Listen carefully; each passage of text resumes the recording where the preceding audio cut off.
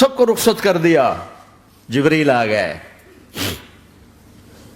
یا رسول اللہ موت کا فرشتہ دروازے پر ہے, اندر آنے کی اجازت چاہتے. ہاں, جہاں موت پوچھ کے جائے کس ہستی کو بھلایا ہے, چند پونڈ کے پیچھے. جہاں موت پوچھ کے جائے, آپ نے کہا آ جائے, وہ اندر آئے. السلام علیکم یا رسول اللہ, سلام پیش کرتا ہوں. میں نے آج تک کسی کو سلام نہیں کیا, آپ پہلی ہستی ہیں جنہیں سلام کر رہا ہوں. میں نے آج تک نہیں کسی کو سلام کیا. یا رسول اللہ آپ پہلی ہستی ہیں. اللہ نے کہا پوچھ کے اندر جانا, بن پوچھے نہ جانا.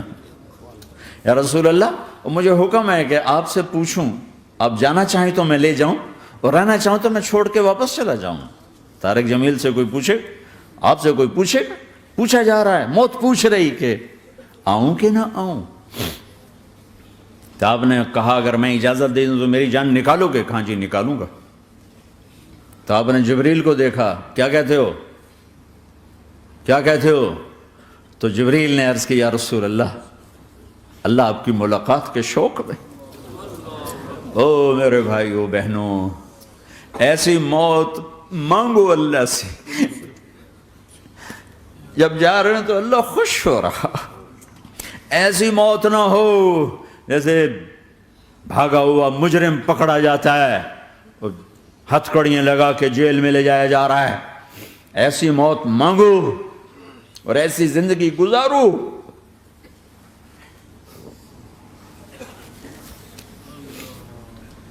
موت ہمارے لیے راحت نہیں, اللہ خوش ہو رہا. جب سعد بن معاذ کا انتقال ہوا تو آپ نے فرمایا, میرے نبی نے فرمایا, سعد بن معاذ بڑے صحابہ میں ہیں, میرے نبی نے فرمایا کہ آج اللہ کا عرش خوشی سے جھوم اٹھا ہے. چونکہ وہاں تو جا رہے ہیں نا, یہاں سے نکلنا ہے, وہاں تو پہنچنا ہے, وہاں تو خوشی ہے, یہاں غم ہے. تو آپ نے کہا, میرے نبی نے فرمایا کہ آج میرے اللہ کا عرش سعد کے پہنچنے پر خوشی میں جھوم اٹھا ہے. ایسی موت مانگو کہ اللہ کا عرش بھی خوشی سے جھومے, اللہ بھی خوش. کیا کر رہے ہو, کدھر جا رہے ہو؟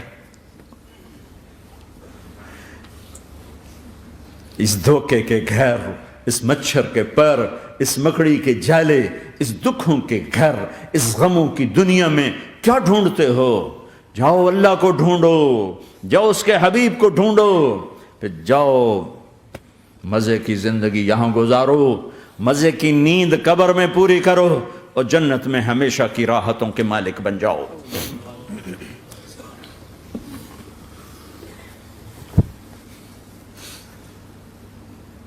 کہ یا رسول اللہ, اللہ ملاقات کے شوق میں ہے. تو میرے نبی فرماتے کہ میرے حسنین کا کیا ہوگا؟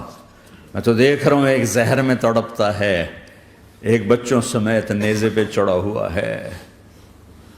ویسے بھی محرم ہمیں یاد دلاتا ہے کہ اللہ کو راضی کرنے کے لیے آخری حدوں تک پہنچنا بھی کامیابی کا صحرا گلے میں ڈالنا ہے. ایک نے فتح کا جھنڈا گاڑا, قیامت تک کے لیے ذلت اس کے ماتھے کا نشان بن گئی. ایک نے سر کٹا کے نیزے پہ چڑھایا اور قیامت تک کے لیے عزت کا صحرا گلے میں ڈال لیا. کیوں کہ ایک دنیا کی بازی ہارا پر اللہ کو لے کے جیت گیا, اور ایک دنیا کی بازی جیتا اور اللہ کو کھو کے ہار گیا. اللہ کو پالینے کے بعد کوئی ہار نہیں, اللہ کو کھو دینے کے بعد کوئی جیت نہیں. اللہ کو اپنا مطلب بناؤ, اللہ کو مطلب بناؤ, اللہ کو مطلب بناؤ, اللہ کو اپنی زندگی کا مقصد بناؤ. جبریل واپس جاؤ اور اللہ سے پوچھ کے آؤ میرے بعد میری امت کے ساتھ کیا کرے. واہ یا رسول اللہ. ہر کوئی اپنے بچوں کے لیے پریشان ہوتا ہے کہ میرے بچوں کا کیا بنے گا. آپ کہہ رہے ہیں میری امت کے ساتھ کیا کرے گا میرا اللہ. جاؤ اللہ سے پوچھ کے آؤ, میں پھر جواب دوں گا. واپس گئے, جواب آیا کہ اللہ کہہ رہے ہیں کہ ساتھ دوں گا. میرے رب کی عزت کی قسم, اور لاکھوں کروڑوں درود و سلام ہوں اس کملی والے پر۔ اگر آپ یہ سوال نہ اٹھاتے آج میں اور تم بھی بندر خنزیر ہوتے۔ بیچ میں وہ حائل ہو گئے، ان کے آنسو، ان کی دعائیں۔ مچھلی کھانے پر اللہ تعالیٰ نے موسیٰ علیہ السلام کی قوم کو، پورے شہر کو بندر بنا دیا۔ مچھلی کھانا کون سا گناہ ہے؟ اللہ نے کہا بس ہفتے کو نہیں کھانی، کھاؤ، اتوار پیر منگل بدھ جمعہ جمعہ کھاؤ، ہفتہ نہیں۔ وہ کہا نہیں، کھائیں گے، کھایا، اللہ نے بندر بنا دیا۔ شراب پینا مچھلی کھانے سے بڑا گناہ ہے، اور بیچنا اس سے بھی بڑا گناہ ہے، اور نشے کی چیزیں بیچنا اس سے بھی بڑا گناہ ہے، ماں باپ کی نافرمانی اس سے بھی بڑا گناہ ہے۔ میرے نبی سے پوچھا گیا یا رسول اللہ قیامت کب آئے گی؟ کہا اللہ کو پتہ ہے۔ کہا کوئی نشانی بتا دیں، کوئی نشانی بتا دیں۔ تو آپ نے فرمایا جب ماؤں کو ذلیل کیا جائے گا قیامت آ جائے گی۔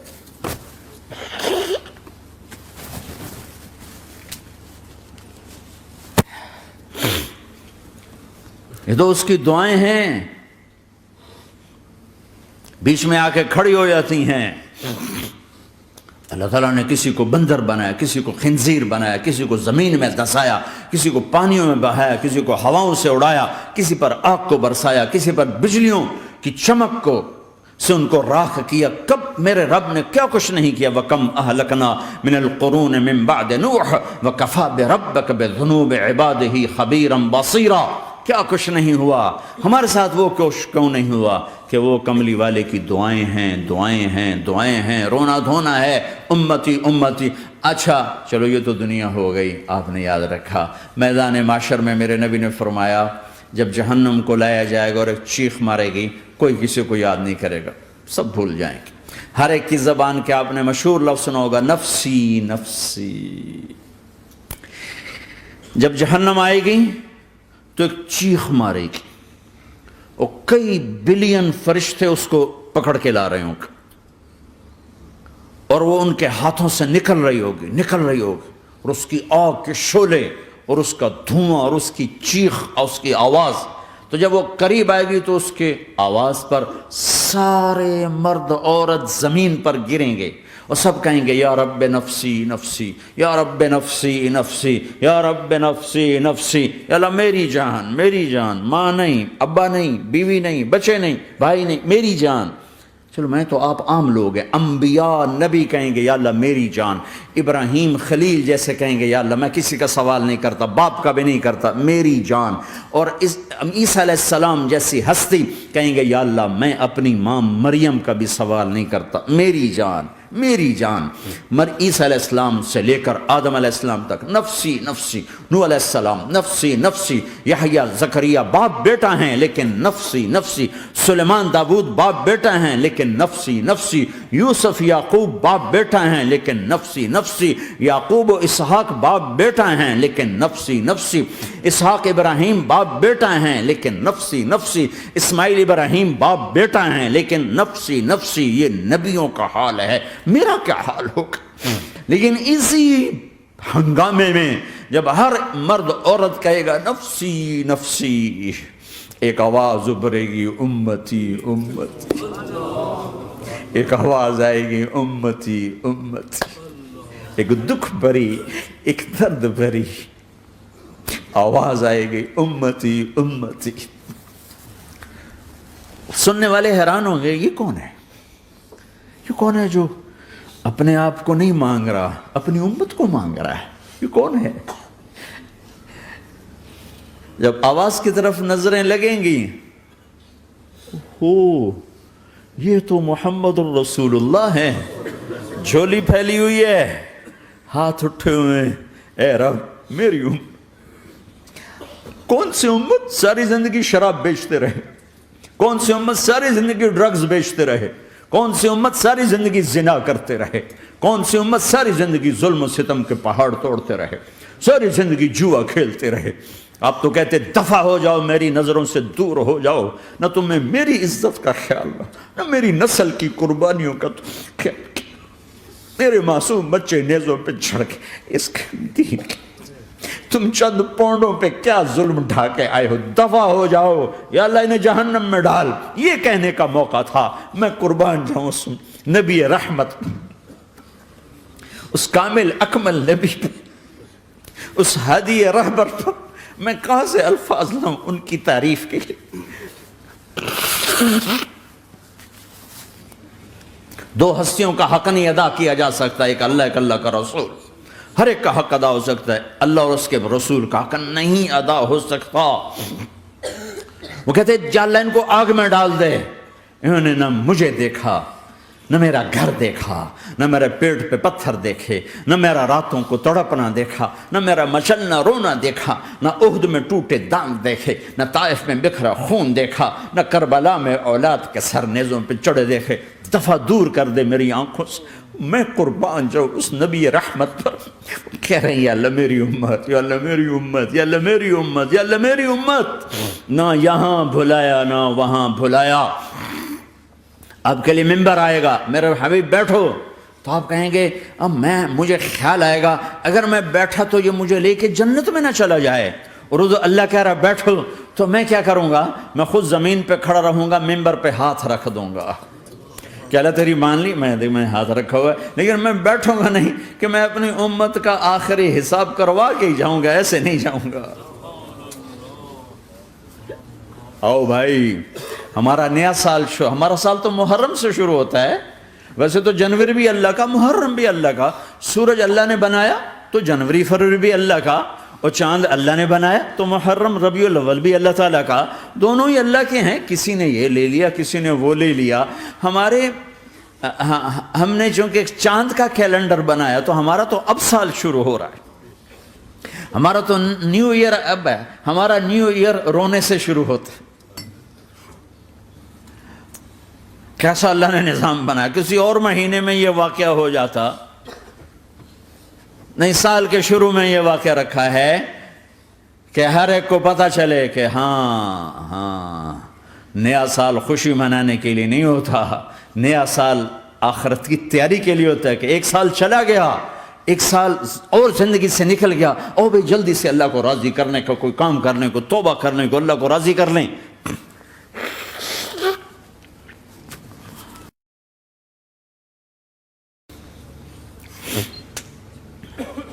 لیکن آپ کیا کہہ رہے ہیں؟ یا رب امتی امتی، یا رب امتی امتی، یا اللہ میری امت، یا اللہ میری امت، یا اللہ میری امت۔ اور ایسی شفقت و محبت آپ کہیں گے یا اللہ یہ میری امت کا حساب میرے حوالے کر، میں لوں گا، تو نہ لے، میں لوں گا۔ تو اللہ تعالیٰ فرمائیں گے آپ کیوں لینا چاہتے ہیں؟ کہیں گے میں اس لیے لینا چاہتا ہوں کہ ان کے جتنے عیب ثواب ہیں نا وہ کسی کو پتہ نہ چلے، بس میرے سامنے ہی آ جائیں تو ان کو شرمندہ نہ ہونا پڑے، تو میں قربان جاؤں۔ پھر وہ رب محمد ہے، اس نے اپنے حبیب کی لاج رکھنی ہے، وہ کہیں گے میرے محبوب اگر آپ ان کا حساب لیں گے اور آپ ان کے گناہ دیکھیں گے تو پھر ان کو آپ سے تو بڑی شرم آئے گی، نہیں میں آپ کو بھی نہیں دیتا، میں ان کا حساب پردے کے پیچھے لوں گا، کسی کو پتہ نہیں چلنے دوں گا۔